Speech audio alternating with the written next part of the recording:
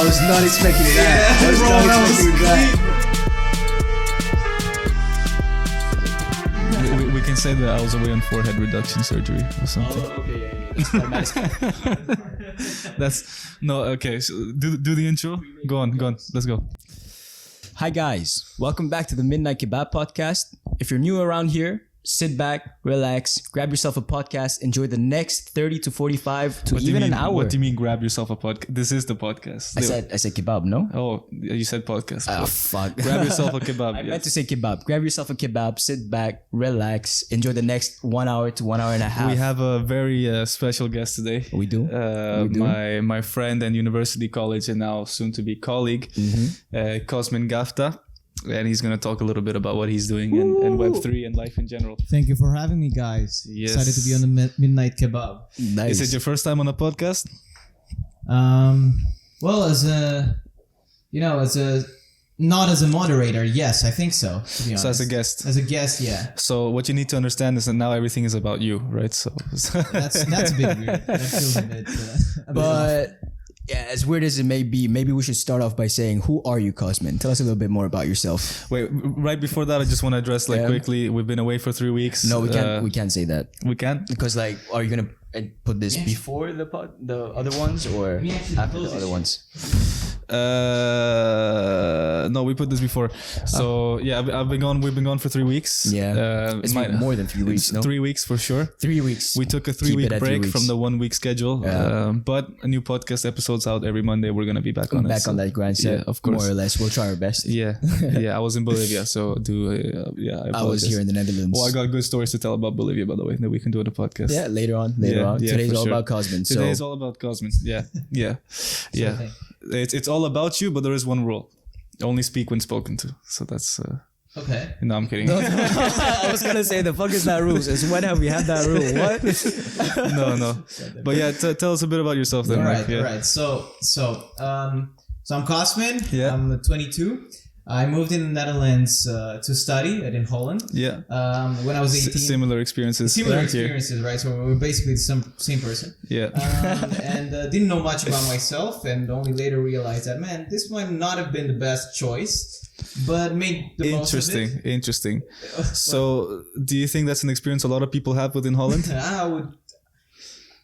I honestly don't know in other departments or like bachelor programs, so I couldn't tell. I can kind of fill you in on that. I am in another department. Yeah, it's more or less exactly like that experience that you're going through. And what Well, was at least it's consistent, you know? right? So, Yeah. yeah. But you're happy with your choice in the end, or I think I'm happy with my choice of coming to the Netherlands. And yeah, thankfully, I did stuff on my own and then, managed to pick myself up and not just stay in the, I would say, environment that I was put in or I came in, right? right? Yeah. And I think that's an important tip for anyone in Holland to go out there and do something other than in Holland. Usually anyone at university, I would say. Yeah. I don't think, my friends don't have really different experiences. I would say No, it's that's quite true. similar, That's true. right? It's mostly about nowadays, especially it's about the connections, connecting with the right teachers and using their networks as well. And definitely, don't get me wrong, it's like as much as we shit on in Holland, it has helped us build connections and it has helped us meet new people. And that's kind of the way you should see But university. if you just show up to class, go back home, don't talk to anybody, and just continue doing your own thing, you're not going to get very far, right? I think compared to high school or stuff, it's you cannot just be the greatest student, expect to make something out of it. Yeah. Maybe you can tell us what did you expect when you moved here, and then what actually happened? Did it meet your From the expectations? perspective, I think just in general, to introduce Cosmin in a bit of another light, he's a very work-focused guy. In school, I imagine you were also very school-focused and stuff like that. So coming from this perspective of somebody who was really successful in high school and who really likes concentrating on these sort of things, how was it? Yeah, what was the biggest difference with the university? So first thing that I remember is just, and I really want to say this, is coming to the building that I live in. Right? Yeah. I just came here in this area for the first time, and it felt like one of those Minecraft maps that that were undiscovered, right? And I opened the door and I was like, "What the hell's going on?" Right? Yeah, I felt like it's the unknown, right? Right. So it was quite difficult to get used to everything here. But then when I came to school, it was nice. The intro week was really nice. It was that's where I met you as well, right? Yeah, that's where we met as well. So we go way back, guys. Wait, so did we say this that you and Cosmin know each other? Yeah, we're in the same class. Yeah. We work on stuff together outside of school as well. We've worked on a few projects. I think most importantly, we're friends. But I mean, at least on my and once in a while, I call him my friend. To this day, I want all the viewers in the Midnight Kebab podcast to know that Mattis and I are indeed not friends. Oh yeah, that's true. That's true. Yeah, we are strictly business. Strictly business. This relationship is strictly business. Yeah. After this video, we're gonna. I can see actually fight. Porno coming soon. What? All that is also strictly business. Sorry. Yes. Can we keep this one a tiny bit more clean? Like Sorry. All right. Just for the image. Yeah. Sorry. Okay. So as I was saying, I mean, when I started, the classes was nice. It was filled with people, but it wasn't the hundreds of people that universities usually have, right? In a room. So it felt like, I guess, more personal. But all of a sudden, starting with the first assignment, it was like, what the hell's going on? And I honestly, in the beginning, I thought it was me, right? Right. Yeah. But as time passes by, that's called gaslighting, you know? Yeah. Yeah. And they do that a lot. Yeah. It's like you're not doing what's written in the handbook, and then you're like, damn, what's wrong with me? Why can't I do it? And then one day you build up the courage and like, okay, what am I supposed to do according to the handbook? And then you realize they don't know because they'll tell you. I don't know if you've seen the difference. I'm not sure. I haven't read the handbook. No, bro. I don't know if you've seen the difference, but like first year students are so scared when they come, and then second year students, they're like, yeah, fuck this and everything. Yeah. And like third or fourth year students, they're so relaxed because they understand. They either left or just they just start straight up beefing with the teachers. Yeah. No, that's true. Yeah. No, like now my patience with the teachers is 0, right? Like if there's a problem, I write it right away. Yeah. Because like we only have 2 or 3 emails patience, right? So just. But I guess that this whole thing and also Corona and everything that has happened has put me in a spot where it's been quite difficult to find like-minded people my own age, right?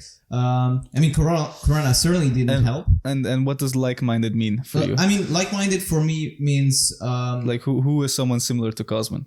I would say you are someone similar to me, but just to explain further, it's I would say it's those young people who actually want to build something, starting at a young age, right? So even the initiative of Midnight Kebab or, doing a side hustle. It's a Sunday at like around 1 p.m., by the way. And we both got up early. You came all the way from Amsterdam. Some claps for these guys. And instead of being lazy university students doing nothing, we're doing something. We're actually doing something, right? By the way, I'm super pissed off that Mattis made me come here to Harlem on God's day. I should have gone to church instead. You know, we planned this at this time because you had work after this. And I canceled work. Yeah.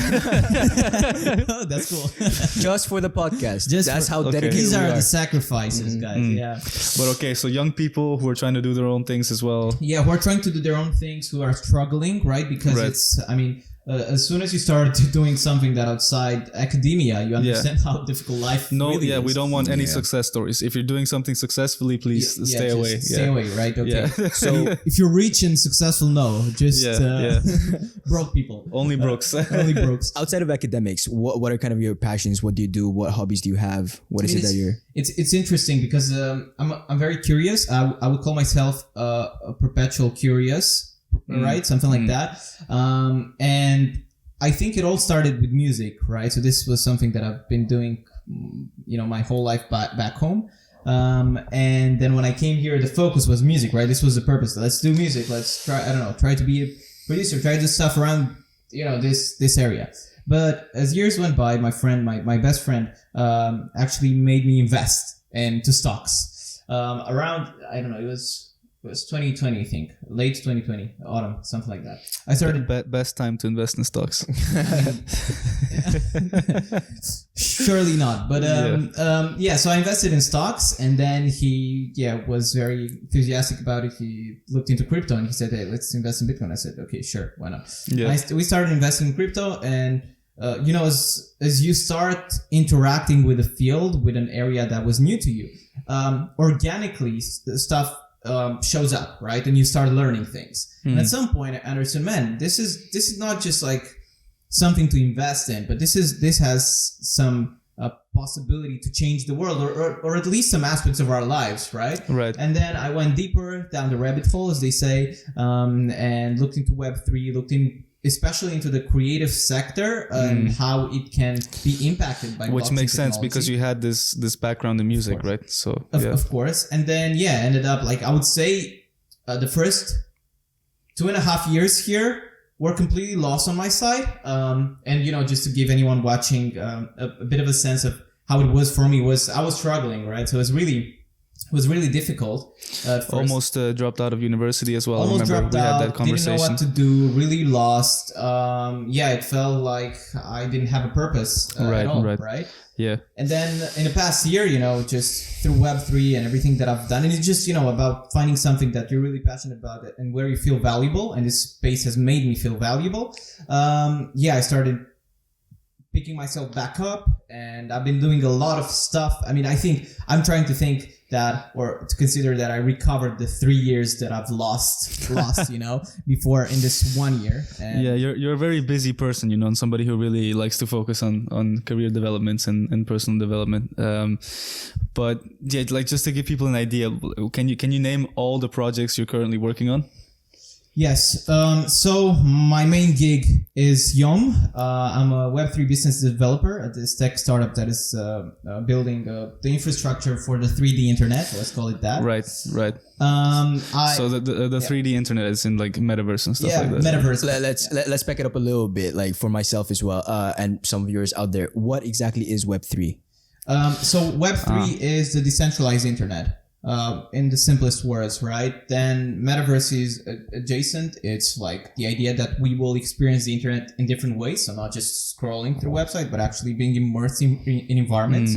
Right? So it's a combination of the two, because we want an open internet. Those who built the internet wanted an open internet. So now Web3 could be the promise that we're actually going to get it, and we're not going to live in some techno-feudalism kind of setup where big tech controls us. I do want to discuss that a little bit, but let's do that later. Like, okay.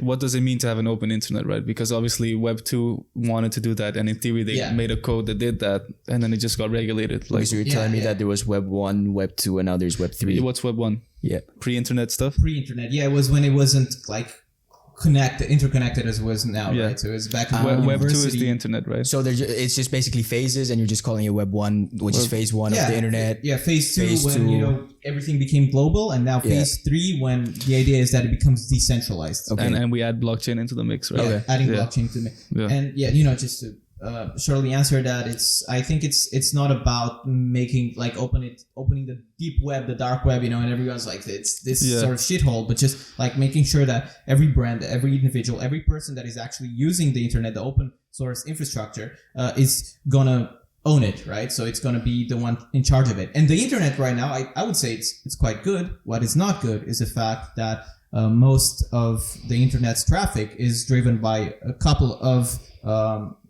websites, right, that control it, and this completely centralizes what is supposed to be an open source, an open internet, right, an open digital world, right? And they try, to just go even deeper and deeper and keep us in there, right? Their own loop, so. All these ecosystem marketings and okay, all right. So one thing you're doing is this sort of metaverse development, right? Yeah, business development. Business development. This metaverse company. Then I'm working with Steakborg, the biggest education hub in Romania, on education and consultancy and stuff like that. And we're trying to make people more aware on all of these developments. I am a merchandising and partnerships advisor for Cryptomon, a $30 million crypto gaming company based in Amsterdam. And I'm working with really cool people there who have been in really big positions in fashion, and it's really exciting. Now I'm building this initiative for Gen Z builders with Matisse called Broke But Building. B3. And the way you got into that is that you're also a member of Web Lab's core team. Yes, right? exactly. So Web Lab is the biggest community of Web3 builders in Amsterdam, and we're across a couple of European capitals now. And I saw that going at those events, which are really cool, with really cool people. I couldn't find people my age, and it was it's a different kind of, I guess. Right. Damn, so you got your fingers in a lot of pies right now. Then I feel like there's one or two things left, right? Some writing or something. This is that's like Steakborg. Man, have I missed anything? Some editorial, some Yeah, that was it with Steakburg. consulting. Aren't you in like some board or something that you're doing some consulting for? Yeah, this is Steakburg, right? Steakburg so still. it's through Steakburg. I thought you found another company in Amsterdam, but all right. So that's no, these the rest are gigs, right? So it's like Yeah. things that Right. yeah. so on top of this, you also have different little gigs, Different little gigs. Also working on an app with some friends that. and you're a student. Let's not I'm a forget. fucking student. Yeah, Yeah. And how a do you full-time manage study. your time with all Full-time this study. stuff? I mean, going it's really tough to be Yeah, honest. I I'm can usually late on stuff to be honest. On those that are not the main things, which is Yeah. like Yom, it's the main thing, right? University is still the main thing because I want to finish it, right? So all of these other things are just I'm late with. Yeah. Correct, because you have a 20-hour job, right? Or how many hours? 20. Yeah, let's say 20 to 24, Part-time right? job, like 20 to 24 hours a week, Yeah. plus a full-time study, Yeah, and then you named 1, 2, 3, 3 kind of. I don't know, 4. four official projects you're involved in, right? Yeah, yeah. And 2 of them have overlap, right? Like Shipyard and Like a web lab. B3, yeah. So obviously that makes more sense, but or like that there's a bit of overlap there, but it is really like 3 big projects and a full-time job and a study, you know. Yeah, So I need to step back a bit. Do you Did you get feel free that? time? What? Do you get some free time every now and then? Yeah, but I think also coming back to B3, the biggest issue to me is that I'm a bit of a, what do you call it in English actually? Just sitting in your own room and just Yeah. working a lot, right? You're a workaholic. Oh, a workaholic, Yeah. sure. Yeah, that's what it is. And I think this is also about, going out more, because I used to be quite outgoing when I was in high school, and then here I just focused. So I think this was my way to cope with everything that was going on. yeah. Right. And I do have time for myself, but I only have it or usually at home, right? Yeah. Otherwise, if it's a lot of effort for me to take an afternoon or an evening off and prepare for it and just go out and just this sort of things. And mainly, I cannot go out at night. Okay, so this cannot be done in like right now for me. I just And why not? Because work is blocking that, or yeah, it's just I mean, if I don't have a day to recover from going out, Right, so it's right. and then I just become more stressed and everything, so it doesn't really help. It doesn't help. But Yeah. it's- I also can't go out at night, but that's because I got too many ups. similar I don't believe struggles. you. Yeah. Yeah. No, it's- Same struggles. You guys are from the same world here. No, but you see, a part of the reason why I wanted to bring Cosmin in, right, is as a bit of an intervention, just to show you the potential that you have, if you really chose to put Bro. your powers to it. Listen, I've been doing my thing. No, because look, and this was also a bit of my story. I think both of us can relate in the fact that we never struggle with school in the sense of understanding it or like Yeah. that sort of thing. We've both been quite like savvy when it comes to academic things, Yeah. right? And especially with business and just even creative things, right? And I think I went through quite a journey of like having to let go of that childhood part of me that's like, oh, I'm just going to procrastinate, enjoy my life, and then do this last minute because I can pass and everyone's happy, my parents are happy, and that sort of mentality doesn't serve you once you get out of school, right? So that's why it's interesting to see what struggles come from that opposite mentality where you were already like well prepared for school and then you come into university and you still had struggles, right? I mean, I want to ask you guys a question, right? So what are one big struggle that you're facing, as a young person, even doing, this podcast or anything in life, right? For me, I think it's finding balance, right? That balance between work and life. Because when I came out of high school and moved here at 18 as well, like you, I threw myself in both things, right? I've tried only working, I've tried only having fun, basically, and neither one really makes you happy in the end. So it's finding balance, and I've been on this journey now for I think almost a year, where my express purpose is to find balance, and I'm still not there, but I think once you get that key, you kind of have the key to a happy life, right? Yeah. I mean, that's pretty spot on. I'd say balance as well for me right now, because because I've got uni going on. I'm doing jobs right now. Currently 3, stopped 1, and look, I think for you, listen, I know, but the thing with me, perspectives here. but the thing with me is like I'm generally very lazy, and like I know that I'm lazy. Because I had to get over my laziness, right? And I kind of did that somehow, right? And now it's like about finding that balance and not slipping in sometimes when I lose my motivation.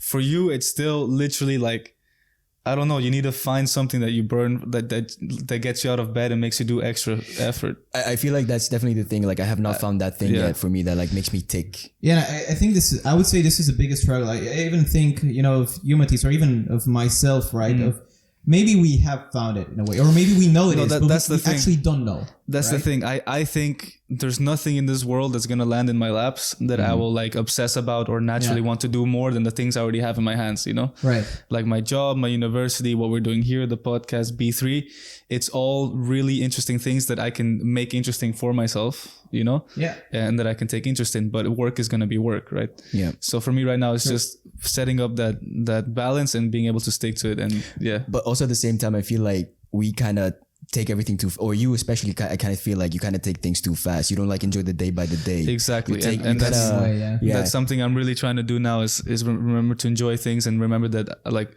when I go to work, the reason I'm working at this place is because out of all the options, it's the one that I thought I would enjoy the most, and it happened to be true. And like, so there's no reason to get angry or stressed, right? It's just a job, and then you're gonna enjoy it. If I can say one thing from the outside, is like I see you stressed a lot of the times, but it's also because I know you have got like a lot of stuff on your plate. And like, but it's more than that. It's like I'm just realizing this like throughout the last 2 weeks. Whereas me, I'm kind of like naturally I'm very lazy, but also you have no stress. I kind of try and take things. You are immune to stress.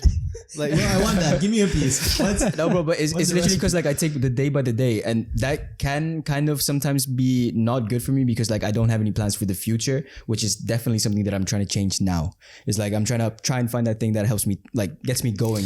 Because you literally have zero plans for the future, right? But I mean, I don't have plans either, to be honest. If I'm being honest with you, right? So I don't see myself. I see the world so wicked that I don't think we can truly prepare for it, right? A year ago, I was a different person. How can I say what a year from now Cosmin will want, right? Yeah. So then I don't have plans, right? I would say maybe a year is like my long-term plan, which is a bit scary, right? This is the problem with me because I have plans on top of plans on top of plans for everything, like everything. Yeah. And I don't do anything without there being like a 5-year vision behind it. Right. Right. Or at the minimum, like 1 or 2 plays that kind of make sense, right? So I won't commit to anything just because I purely enjoy doing it. And that's in the end that ends up tripping you up. Because let's say if you take a relationship, for example, you're not supposed to go, I want to be married and have kids. So therefore, I'm going to keep this person around close to me. And like, I don't know, we're going to have a relationship and that's going to become a marriage one day and then we're going to have kids. That's not how it works, right? You need to be with somebody because you genuinely enjoy being with them.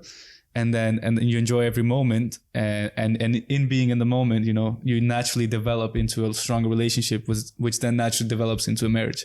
But what I think is very interesting here is that we three think of the same struggle differently, right? Yeah. So we could learn from each other a lot. Yeah, definitely. The important fact is that we actually struggle about the same thing, but in just different ways, right? Yeah. And I think this is, coming back to what we started discussion of, is what I've been missing, right? Because, in different ages, in different, times, you have different struggles, right? Yeah. And you need to understand or have someone who can understand you and then see how you can come out stronger out of it and, overcome that. Mm-hmm. Yeah. One thing that I will say though is like, we are only 21. I'm guessing you're like around the same age. Yeah. No, I really have a problem with this sort of statement. No. And this sort of thinking. Let me. Okay. Finish. Tell me why. Tell me why you have that kind of struggle.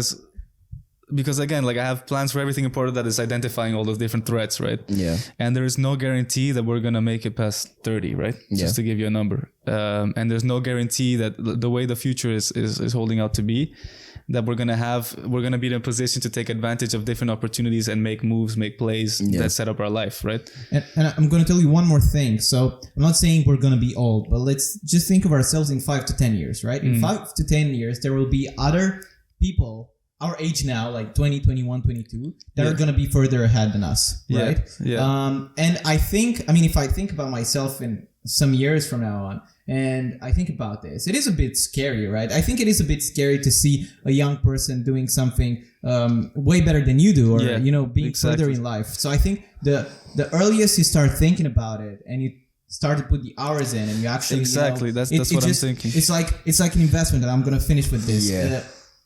Time compounds as well. You don't need, it's not only like money, you need more money to make more money. You also need more time to make more money, or more time to create more value, right? And like here's where I have a problem with your guys' vision is that like I fully agree. don't get me wrong, I fully agree. This is exactly the time to hustle. It's the time to put yourself out there. It's the time to be doing all sorts of different stuff. But you guys are 21 trying to do things that 40-year-olds are doing. You know, you guys are trying to. Of course. You're 21-year-old, 22-year-old trying to be a 40-year-old. Yeah, because you know? because when I'm 40, right? Yeah. What we're doing right now, I might have kids. Yeah. I might have a wife. I might need to go to church. That's not I what would I'm never saying. find time on a Sunday. I know. To be able to do this podcast. But what I'm trying to right? say is that you're basically forcing yourself to become a 40-year-old. I'm saying that you kind of need to take your time, relax, and let it happen. You can't force yourself to kind of like do these things. You're absolutely right. Teach yourself these things. You need to take your time, learn them properly. And that's also forcing yourself to do what it. I felt. You're not gonna enjoy it anymore by the time you're like however old you are, because that's the real problem. It's like, are you gonna be happy with this really stuff what I when you're felt down the is line? It's like, okay, I understand that. Right now is the time to hustle. Right now is the time to chase your dreams, because later it won't be possible, right? You're gonna be grounded somewhere, and you can't just. You need to find yourself now. I would say, right? You need a balance, but at the same time, if I wake up and I don't genuinely have that 40-year-old mentality in me, I can't force it, right? Yeah. I really can't force it. Yeah. And in forcing it, you just end up burning out. Exactly. Right? So I do understand that, and I also understand that like I need to have faith that I will eventually arrive at that balance point. You know. Exactly. Yeah. As all grown-ups do. You know, if you have kids, you don't go to work every day like when you were a kid going, oh my god, I can't believe I have to work. Like at some point you're just like, it's just work. And this is like a motto that I kind of live by. I don't know if you guys are religious. I'm sort of, let's say I am religious, and they say that God always has a plan for you, or like they've got everything cut out for you. It's like if things happen. If they don't happen, they don't happen. I'm not going to stress about it. Right. Because ultimately if I do stress about it, I'm just going to become unhappy. And what good does that do if I'm unhappy in life? Yeah. I think of it similarly, but from a way where there's like chance and risk in life, and you don't know, which ones you've got. You're always going to see like some are going to have better opportunities, or it really depends, or something awful will happen that will affect your life tremendously. So you never know, right? Right. It's always the bigger things that affect you more than your own choices, even maybe. Yeah. No, I mean, okay, that was quite a tangent that we just went down. But it was a good one. I feel like we needed that. Yeah, but it is difficult. Like I will say like one last thing, like in trusting the time, trusting process, some goals that I have seem so far away that they seem impossible, and then I just want to hack at it and like, okay, let's get it done today, right? Yeah. I need to get this progress done now, because otherwise it's not going to develop. And then when I think about my mentality and like what my goals were 2 years ago or 4 years ago, and I've done some changes and moved like in certain directions where I can't imagine going back anymore. You know? Right. Where But I can't I'm like gonna- a whole lot of progress that I never thought would happen. Yeah. That I now take for granted. So it does come. I'm going to straight up ask you a question. Were you ever thinking like 2 years ago that you were ever going to get the job that you're working at right now? No. So, and it just happened. And would you say that you're happy with the job that you have? Yeah, no, I'm extremely happy. Yeah. And that just came out of nowhere, right? I mean, no, I also you did work for it. You did work for it, obviously. But that's the balance, right? Yeah, exactly. The balance there was, I was aware of the threats in the future and different paths I could take. So I did unpurposefully line it up for that to be an option. Yeah. And now how did that option become a reality? Because every day I was enjoying what I was doing. I was genuinely enjoying working as a driver captain. That made people notice me and give good words about me. I was genuinely enjoying my internship and the people around me. And, so I laid up the path as an option. And then the way it became realized is by focusing on today, right? And only living in the moment. That's what I'm trying to say, is that that's how it should be, It's like, so it's that mix. It's a balance. If I had gone to work like, I'm only going to do this delivery because one day I want a marketing executive job at Dallas Resort, that would have never happened. I would have carried myself around with too much cockiness. You're going to lose your way, actually. Yeah. And I think the answer is just do whatever you enjoy now, because you don't know who you're going to be in 5 years. You don't know what the world... Fucking hell, the AI might, take over, and then in 5 to 10 years you're gonna have to do something completely different. So who the fuck knows, really? Yeah, right? exactly. Especially in our times, because I think this is the biggest struggle, right? Because we see things moving so fast, we actually feel like that's a big problem, I think, in our generation. Yeah, it is. Like, it's also Instagram. It's everything that we see around. It's technologies. When you think about all the characters that we've gone through, like from when we were kids to now, and all the different belief systems we've had, I think we've had a lot more than our parents' generation, for example. I think so, right? Definitely, yeah. Right now, there's like a bit of a sensory overload where like you just see so much going on. And so much information. Like, especially if you're on TikTok, it's like 60 seconds, 30 seconds, 6 seconds. It's like different things every time, and like you see different people doing different things. It's like, and like, how so can you much find something that you like if there are so many options? No, like think like I don't know, a 21-year-old today might have been Christian when they were a kid. And then they might have like been disillusioned with Christianity and became agnostic on Reddit when they were like 13, 12.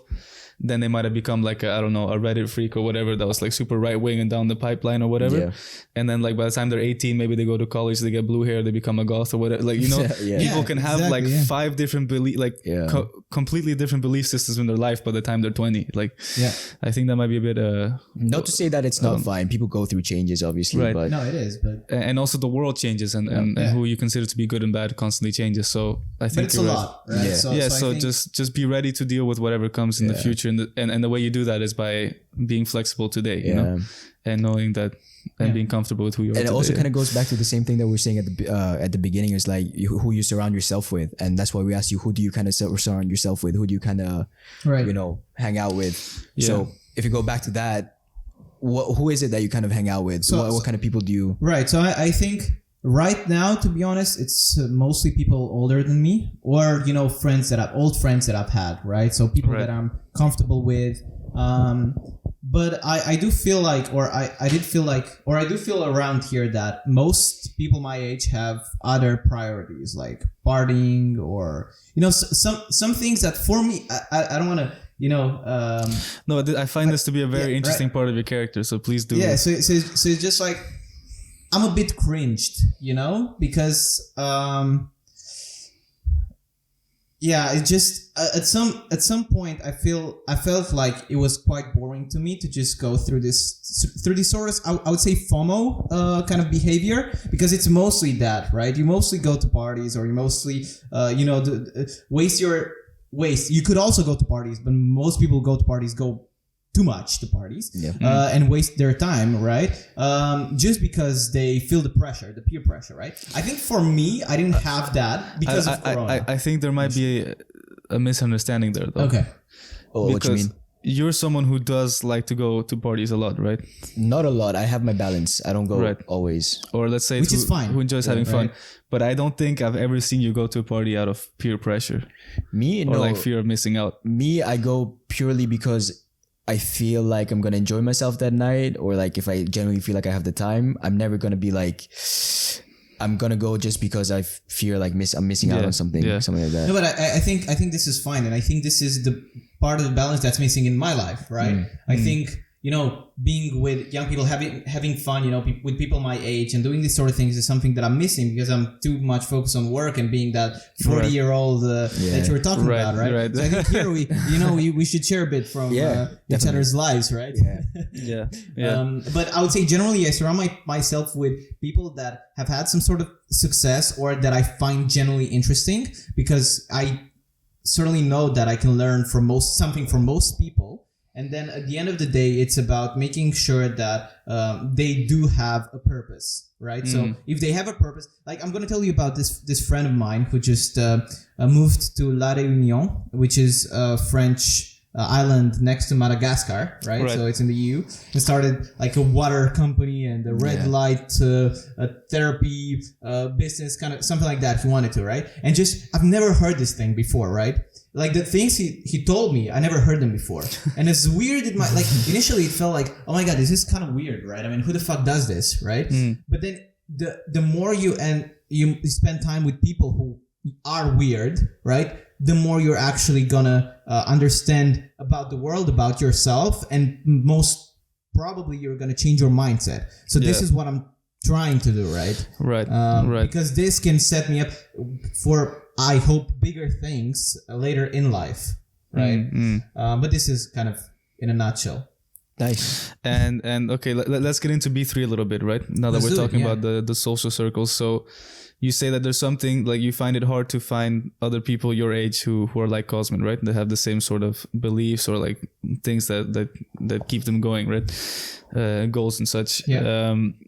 And then you said that the social circle is mainly by older people. So is that because you kind of found that the people that can relate to your mindset and your way of seeing things tend to be older, or is it just?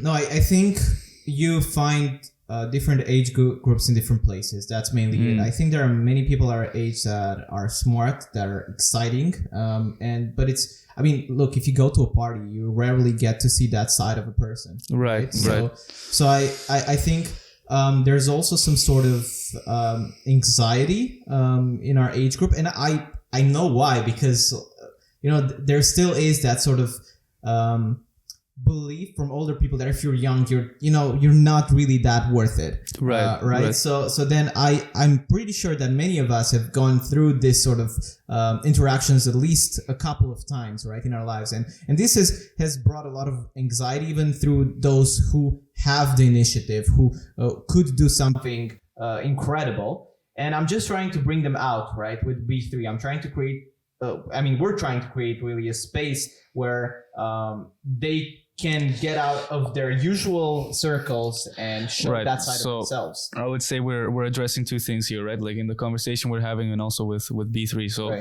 one is that you have trouble finding these sort of people, right? It's not that you don't think they exist, as you're saying, finding them, right? And then two is that addressing exactly as you're saying, the precise sort of anxiety or barrier, social barriers that we tend to have more in our generation than our parents' generation for bringing those characteristics out, right? Yeah, exactly. And creating the synergy. We share, right? So I'm still kind of having a bit of a hard time understanding what B3 is exactly. Like, what is it that you guys do exactly? What are you here for? What is your we have an mission? Instagram account? No, okay. Take it out there. No, you wanna go ahead? Yeah. So one mission is that, right? So when who are we talking about specifically when we say people like us, right? So we take the context of WebLab, which is Amsterdam's biggest community for builders and developers inside of Web3 space, right?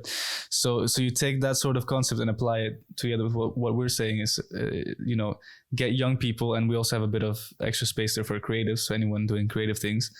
Who are motivated, who have that drive in them to build something, doesn't matter what, just want to build something, profit, non-profit, side profit, whatever. I think it's more like a hub for young people who want to find, people like them who are building, who have the entrepreneurial kind of mindset. So that's the goal still. And then what do we actually do to achieve that? Well, this is kind of like WebLab. We're starting with some events, right? So just a place for us to meet up with a pretext of, okay, what are we going to do here? We can't just talk to each other. Maybe we have a panelist, something nice to showcase. Right? So we want first to find the people, connect with them. Then we learn from each other. We know exactly what we need, and we're going to go forward. And I think there are countless ways in which we can go with this. Right? It could be that we create, like we find co-founders, and then we create companies together. It could be that we get senior professionals to do workshops or to share knowledge. It could be a lot of things, but it ultimately depends on what the community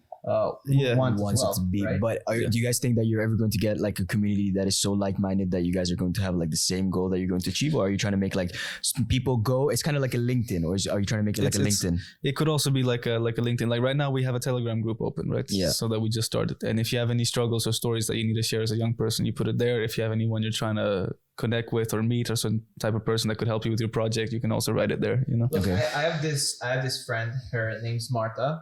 She lives in Berlin. And I met her through WebLab, and we scheduled a digital coffee, right? The first introductory meeting. And I think one of the first things she told me is like, wow, you're actually the first Gen Zer I met in Web3, right? Yeah. And I think it's not only about Web3, right?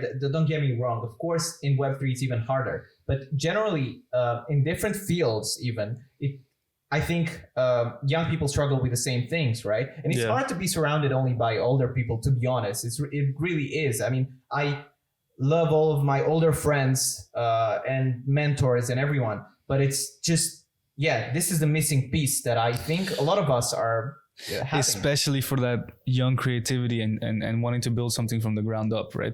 Like you do need a younger person that can be in the trenches with you and not just looking from on top and giving you advice, right? Yeah, and telling you that it's gonna pass. Of course it is. But, right now you gotta. Who's gonna do the passing? Yeah, who's gonna do the passing? How are we gonna?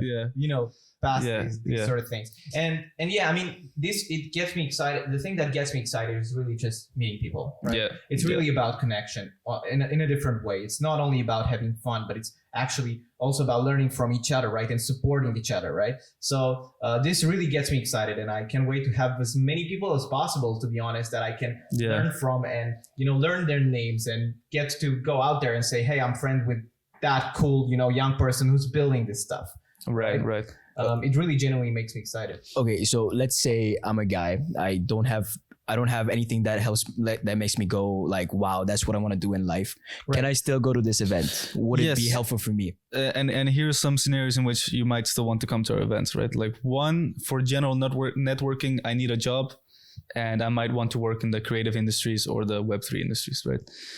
In that case, come talk to some of the companies, get yourself known with some of these people who work there, who have connections, get your face known, right? Or I don't know what I'm interested in. I have no idea what I would like to do with my life. So come to our event, learn a little bit about Web3, see if there's something that could interest you, what sort of people are here. Learn a little bit about the creative industries, what sort of people are there. Right. I think a lot of us and all of the people that are going to be around are going to have the same questions still, right? So it's easier to find the answer to a question that more people are, trying to understand than just on your own, right? Or with people who don't care, right? So this is about, making sure that we're all going down the path of discovering something that makes us exciting, about building something that makes us exciting. And I would say maybe even go a bit outside of the comfort zone that we are in at our age, right? Because most of us still, receive, the support of our parents or university, not necessarily a lot of struggles, right? So that's kind of it, right? Okay. And then later on, because we do have a network of senior professionals, we can actually, like, if you have an interest in something, we can connect you with someone, then we can create workshops, right? We can make you actually get a feel of what it is to work in that industry on that job, which is fairly difficult. I don't know, Matisse, you told me once about, what was it? Like this like strategizing kind of position or something like that. You were wondering what does it mean to be a... Do you remember? Right. Yeah. So like it was, I think, I forget the exact role, but I was looking into consulting and stuff like that, right? So how do you, or a strategic business, right? So inside of business, and like now, obviously I'm in marketing, but from what I see, what really interests me is like the people who sit there and do the strategic alliances, who do all the strategic choices for a business, right? Right. And then how do you get that job? Yeah, I would have no idea. Yeah, and what does it mean? Like how do you get that job, and what is the job? Yeah, exactly. Right? And stuff like that. And those are questions that once you're in it, it's like, oh, of course, that's my colleague from CRM, and the way he got there was that he started with this and that, right? Yeah. But before you've seen it, before you've been in the office, you have no idea what all the different roles mean. So how are you guys kind of gonna make sure that you connect the person to the right person? We're gonna meet everyone. Yeah. Okay. So physically, we're gonna be at the door. We're gonna say hello to everybody. Okay. And what is it that you ask of them to like tell you about them when you meet them at the door? No, not at the door, but I would say it's like a funnel, right? So we meet each other at the event, then we get to know each other on Telegram. Everyone gets to introduce themselves. We start knowing each other, and of course, it's also up to you to be interested and be out there, make sure that we know who you are, right? Yeah. Because you could be a ghost in the community. Yeah, and then you go around talking to people and then, test your luck. But then is it going to be like you two moderating all of this happening, or is it? We're going to push in the right direction, but like as Cosmin said, there's a lot of different, like when it comes to what are we actually going to produce that we can choose to do, right?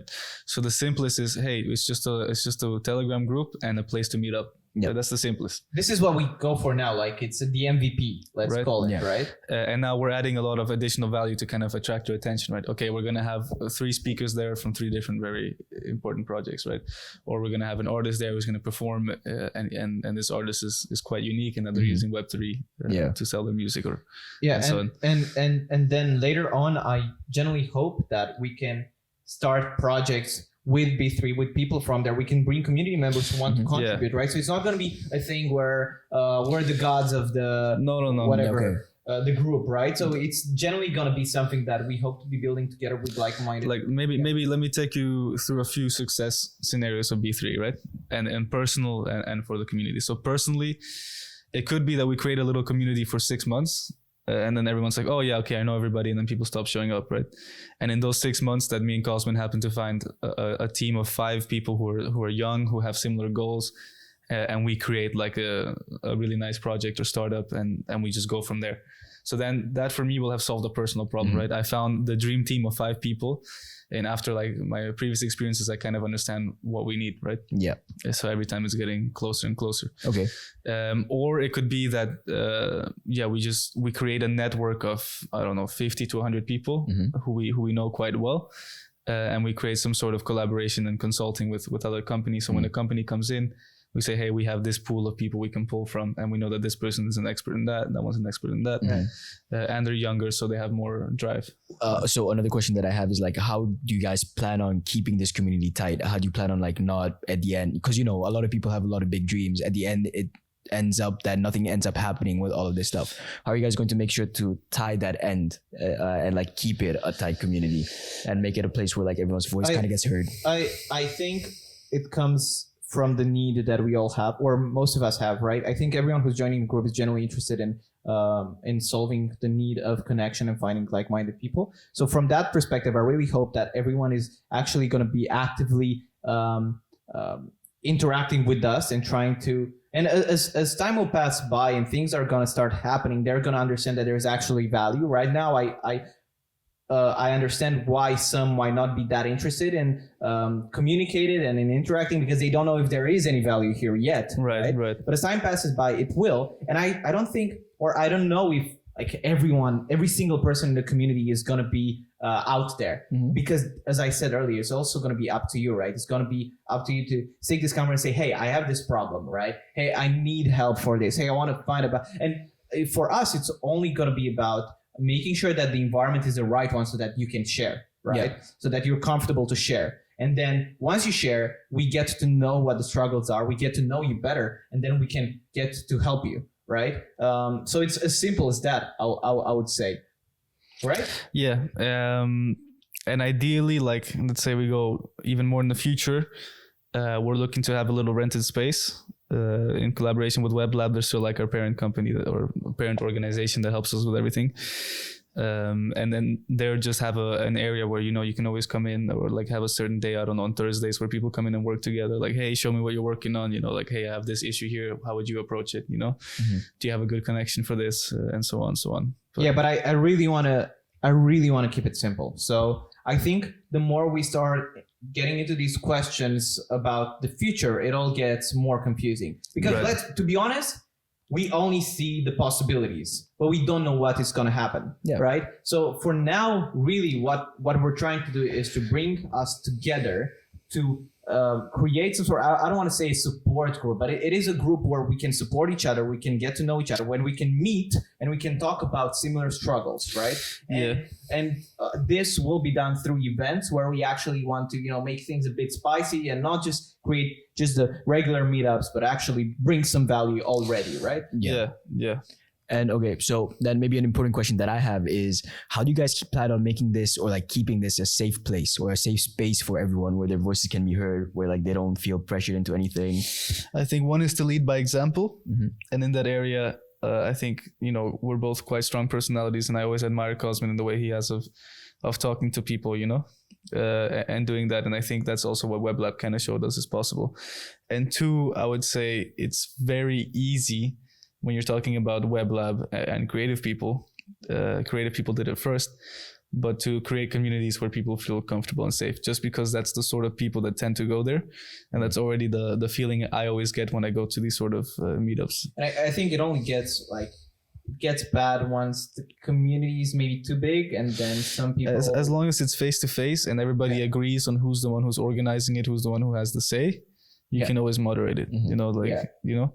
Yeah. And I hope, I mean, this, I wouldn't know for sure, but the aim is to get Gen Zers in the group, right? So the aim is not to have like other categories of people, so that we can just talk with each other, right? So that's kind of your target, who you're trying to target. Okay. Yeah, it is. Gen Zers, anyone doing entrepreneurial business, especially inside of Web3 or the creative industries. Yeah, that's basically it. Because we found also, like, whenever you start up a business or whenever you have an idea to make money, you always need, okay, what do you need? A business developer, in our case, someone who does Web3, because that's always the direction we're going in. And no matter what sort of business you're running, you always need some sort of creative work, right? So, and especially nowadays, okay, we need to do some Instagram, we need some content for that. Then we need someone who can film, someone who can come up with creative ideas, videos, whatever. We need a poster, we need advertising, then we need, you know, we're graphic about design. The music industry and how all of this could be revolutionized. These sort of things. Right? So for us, it's like a no-brainer that creativity needs to be tied into this new Web3 thing, you know? Okay. Yeah. So I kind of gathered the idea that, or like I heard, and I also follow you guys' Instagram, you guys are going to have an event coming up soon. When is that event? What is that event? What are you guys planning to do with it? So our first event, April 20th, it's going to be featuring the Poser Party, who have 3 virtual artists. And this one that's going to be playing is STEROID Ron. So you're a big buff boy, Ron. You guys are promoting steroids. I don't know if I... No. Ron is. Oh, Ron. Oh. So if you're like Ron, you're going to want to go to Ron. Even if you're not, like, you don't need to be a steroid person. Enjoy it. I think that's just a stage name, guys, right? Yeah, it is. I mean... And yeah, for sure. And we're going to have a little panel discussion with them as well, where they explain a little bit, okay, what is a virtual artist? What is a Web3 artist? How can you make music or how can you make money in music through Web3? And we're also going to have Thunderboom Records there who do similar stuff, but more on the virtual artists. I don't know about Web3. They're an awesome technology company in Amsterdam that are working. I don't remember exactly the name, but it's like a Dutch music archive. And they work together on innovating how AI and technology can enhance music or interact with, with the performer and stuff like that. So it's really interesting. And the last panelist is going to be one from Guts Tickets. It's also a client I'm working with through university, and these guys are applying blockchain and NFTs to the whole ticketing system. They're actually the biggest in the world. And they're crazy, and there's a lot of things I admire about them, which maybe we can talk about in another podcast. But they're actually doing it. Like, they're solving a lot of problems that Web3 companies tend to have, especially with marketing, because when on your phone, it's just a QR code like any other ticket. But what you don't know is that all the infrastructure behind it that makes it work better and outcompetes other ticketing companies is all on blockchain and NFTs. Like, you don't realize it as a consumer, right? You don't have to put in Ethereum, your wallet or anything, right? Right. So that's really nice. Yeah. So it's just empowering the music industry and So this one, very clearly has a theme. So the theme is always going to be Web3 and then something else creative or just our own community, right? And this one has the theme of Web3 and music. So what sort of things are going on in the music industry where Web3 is involved or where Web3 is changing it or empowering it. And for that, we have these 3 different panelists that are going to come together and speak a little bit about that. And you can learn more about it and get some examples. And it also makes it more tangible, where NFTs, blockchain, all these things seem so remote and far away sometimes. Yeah. That here you have, we have an artist for you who uses this. And here's what they have to say about it. We have a ticketing company who uses this. This is what they have to say about it. And we have a record label. And I think the reason why we're saying Web3 is because we have Web3 includes so many technologies. It includes blockchain, it includes AI, it includes technologies that are powering the metaverse. And here we're talking about game engines. We're talking about designers. We're talking about so many things in the new era of the internet. And I think we are, like, Gen Z is the first digital generation, right? Yeah. So the 2 of us have found it very comfortable to be in this space. And I think most Gen Zers will also find comfort in this. And potentially in 10 years from now, most of us will work in fields Web3 related, or, it's still digital related. We're still digital. It's just a fancy name for the next digital era, right? Yeah. So what we're trying to do is to bring them in because we know they're going to like it, right? And we know they're going to be feeling familiar with everything that's going on. And since there are so many connections with technology and creativity and industries all over the place, we know that they're going to find their own pocket they want to fill, right? Yeah. And it's also like I have two goals that they kind of led me to make this connection. One is that as that we already discussed, that creative industries need business always needs creatives, right? And 2, we have a love for the creative industry. We have some background on it. Even this is part of the creative industry, what we do here, entertainment, right? And I want to see how can Web3 technologies really improve that, right? Because there's so many problems with how this industry is set up right now. That I think, and it needs to be innovated, and it could be without, tech, without Web3. But I think that a lot of the solutions we're looking for are already invented in Web3. So just to bring that over and to help inspire that. Yeah. Sweet. Anyways, April 20th, Club Atelier, really nice venue, and they're helping us as well set things up, and they've been really, really accommodating. April 20th, come see a panel discussion on how Web3 is changing music and changing the music industry, how you can learn something from it if you're an independent artist or a student or anyone looking to work in this area. And afterwards, we're going to have a really innovative performance by STEROID Ron under the Poser Party. And I really look forward to seeing how they're going to perform as a virtual artist and what they have to say about Web3 as well. And we have free food there as well. So sweet. I mean, free food sounds the icing, the cherry on the top of the cake. I'm still working it out, but it's gonna be pizza backers hopefully. Oh, okay. It's like 35 pizzas. Yeah. Okay. Yeah. Okay. Yeah. Sponsored by Telsmazorg, by the way. So. Ayo. You guys are on your shit. Big names Coming up. Nilo is also going to be there. Another big name. Big name. All right, guys. Tell me a bit about your struggles. What struggles have you faced coming up to this point, coming up with this idea, making it or cementing it? Right. Yeah. I mean, there's a few different approaches we can take to this. Like we can take chronological. We can like focus on one thing.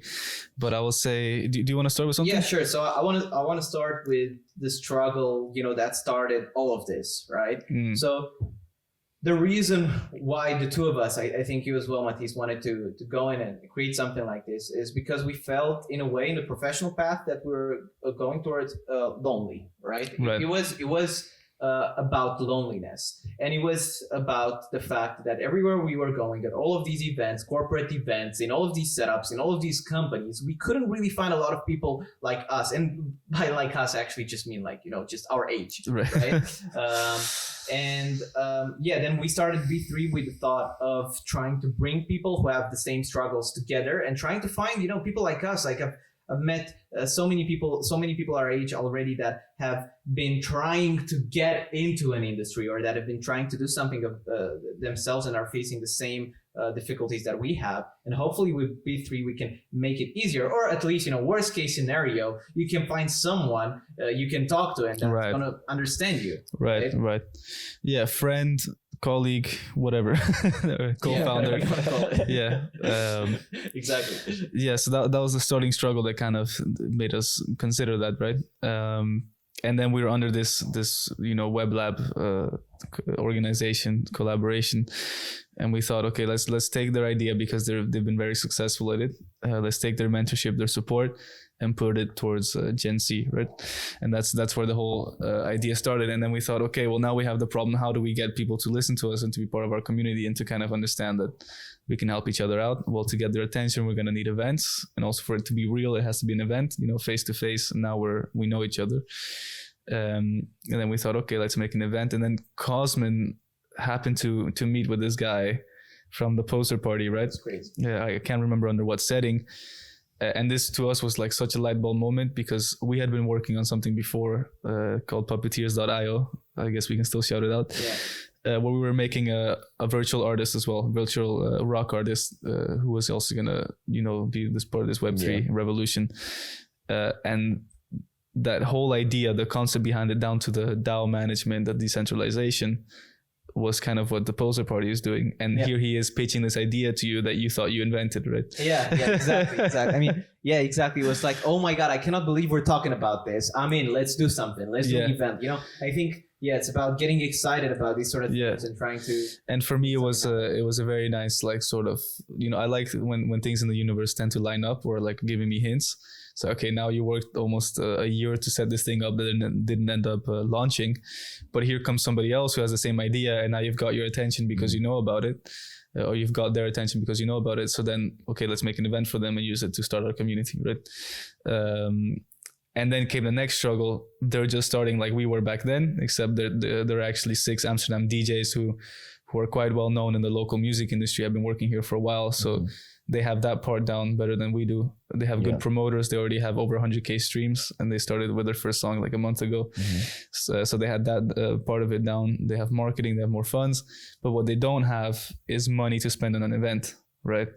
So now here we are, 2 students. We do have, some people backing us, some partnerships, but now we go out and we have to find like a venue, and you find the venue, and then, it's not enough to just find a venue. You also have to negotiate it down because you don't have a budget. So in the beginning, we were ideally looking for a free venue, which didn't happen, but Club Atelier gave us a really nice price, a good deal. Also because they liked what we were doing. They want to be part of the innovation, but like all these different things, like, for the club, one of the main things that they're getting out of this is that we're going to create content for them as well to kind of show, look, here's an innovative concept that happened at Club Atelier. People went and this venue is a bit hip like that. And just having to figure out these details, like what can we offer the club so that we can play music in there and have a what can we do with the sponsors, right? All of these things. To the point where it's just about like having so much value in one place and making sure that we actually have people who can experience it. And then we actually managed to somehow pull it all together, right? Like we got free food sponsored by Tasbezorgd and the Pizza Backers, who are also giving a discount. We have a venue we could actually afford, and whom we got a contract with. A nice venue that has the perfect amount of space for what we need. We have an artist who's willing to perform and make the night a little bit about them. We got panelists to come in from big companies, like we actually managed to do it.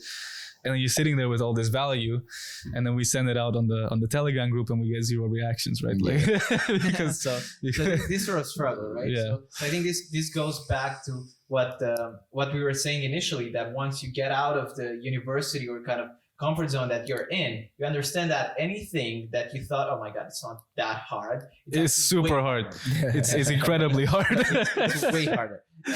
And yeah, I think, most of the people who are going to interact with us or are going to come to the event and who are going to join the group are going to have similar experiences. Maybe not about, organizing events, but about getting a job. Or, creating a digital fashion portfolio or, who knows, right? But everything's hard, man. Yeah. It's harder alone. Yeah, but I mean, eventually we did manage to put everything together, as I said. But then the problem was, okay, how the hell do we sell these tickets now? Yeah, because we have to get our money back, and at that time we were still investing quite a bit of money into it. Yeah, and it wasn't going very well. And thankfully, another sponsor came by, Steakborg, that you've worked with before, and they were willing to put some money behind it so that we wouldn't at least lose money. Yeah. But for that we had to rearrange the times a bit. The artist was also in favor, so then we postponed it from February 23rd to April 20th. And I think now we're set up for even more value, so the tickets are very, very cheap. Yeah, so that's the great. It was also a bit ridiculous thinking that we could sell tickets at 19 euros. I don't know, maybe. Were the tickets 19 euros? Yeah. Okay. Yeah. Hey, I gave you a friend discount for 10. I didn't. I still didn't buy it. Oh God damn it! Oh my God.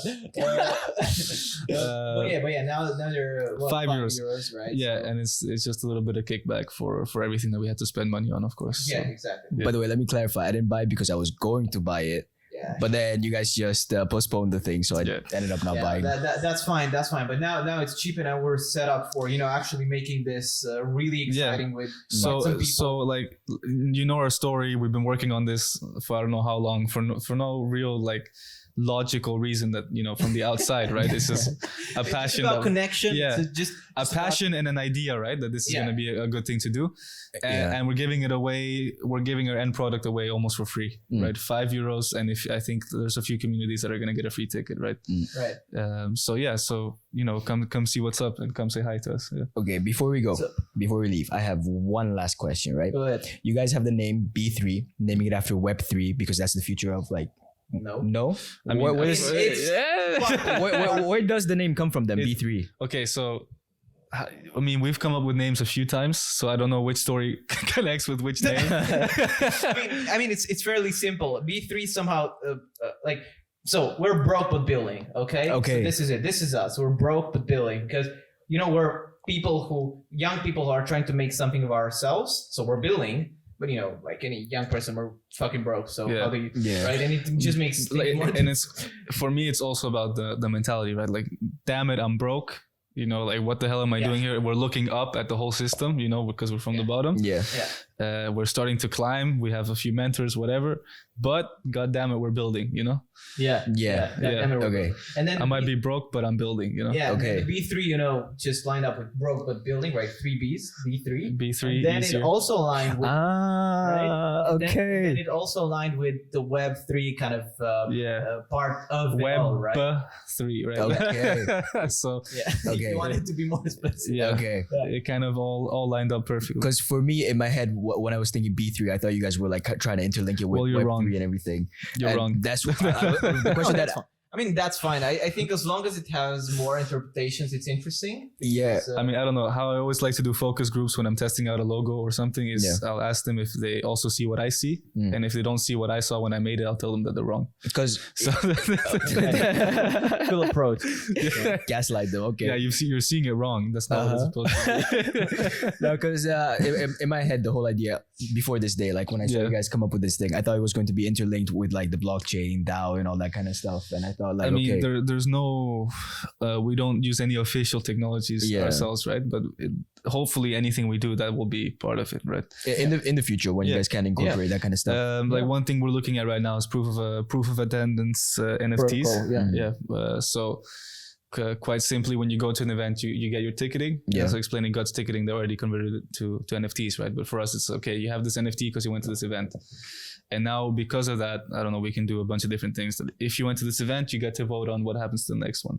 Yeah, or you get, we get to know that you're actually one of those who have been there the first time. And or we have like a point system. Okay, you've come to 5 of our events. Let's talk face to face. Let's see, can we connect you with any of the companies we know? Right. Because I know, like, I've gotten a few offers. I know Cosmin gets a lot of offers from companies and such that he can't fulfill, not because it's not interesting, not because it doesn't make sense, but because he doesn't have the time, right? Or the energy. And we can always pass those along to other people. He's even done that for me once or twice, Nice. Yeah. So it can happen, right? So it's it's gonna be an overlap of Web3 technologies with everything that we're doing, which is still like quite traditional. It's about meeting people, right? Our goal is, I mean, we're not out there coding. We're not builders, we are builders, but we're not developers ourselves. So no, it's not a tech company, right? Okay. It's just an organization for people who are interested in tech. Who nowadays happens to be Web3. And we're broke. Just broke. As we said, no success story. If you made it, don't show up. Actually, if you're Snoop Dogg, please show up. Snoop Dogg. If you're Snoop Dogg, please show up. That'd be cool. Anyone else you want to? Daniel. Can we have Daniel show up, please? Most likely. I know he would show up if he could, but he can't. Unfortunately, it's a person we shout out who is a private person, but he knows who he is. Shout out. Shout out Kelvin. Shout out to Daniel and Kelvin. Do not forget Kelvin. You can know who he is. He's our complete like waste man friend who does nothing. Yeah. Cool. It's like, at least I've got the podcast. He's got No. You've got 2 jobs and the podcast. Okay. Here's the thing about you. I always say you lack motivation, but you need to survive, and you always make sure to survive. And you do that well. And when you show up to work, you show up well. Yeah. Except for today, where you don't show up. Right. This is an exception. But Kelvin, no job. All right, let's not shit on a man. No, this is not how we do stuff. This is not how we do stuff. Right? We're supporting each other.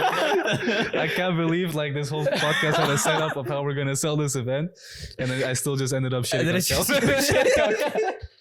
No, okay. Yeah. But all right, maybe we should cut it off there then. Yeah. Okay. Any last words? Closing remarks? Anything you want to say? Anything you want to put out into the world? Okay, I think I said my closing remark, which was Closing. Oh, fuck, give me a second. Where can people find you? What are you doing? Right. Okay. Guys, for anyone interested in B3 in the upcoming event and everything that's going on, with the 2 of us and that we're building, you can find me mostly, I would say, on LinkedIn. You can also find me as MEANiX, MEANiX on Twitter. Broke Building B3 on Instagram and soon LinkedIn. And I hope to be seeing you on the 20th of April because it's going to be really fun. And I'm lonely, okay? So please, I want to meet some people. Okay, so I'm obviously going to link the event in the description. That's going to be the first link. But then from there, is there like one link that you think is better than the rest? Instagram, or is it Twitter? What is it? Whatever feels more comfortable to you. But I'm most present on LinkedIn, right? So there you're going to see most things about it. Right. I'll link his. You know what? I'll put all 3 links. Yeah. Twitter, Instagram. Easy for you. We make it easy for you. It's gonna say MEANiX. It's gonna say event. So you know what to find. Can you also put my LinkedIn up there? Yeah, we can put him. Yeah. You want the link? Yeah, sure. So connect. Build something. Yeah. All right. Sweet. Closing. That's it. I got no closing remarks, except for the fact that I'm pissed that Mattis made me come to Harlem this morning, but. Yeah, that's enough, bro. That's enough. All right. See you guys next time. Bye. Oh, that was good.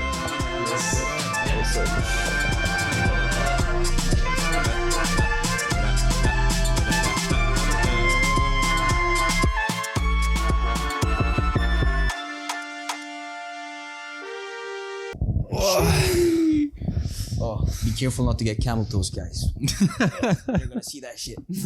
Yeah, basically. First clap. Yeah, go ahead. Start clapping. But you need both hands. Yeah. Just place your mic down because I have mine. Ours will be in sync. Yes. One more.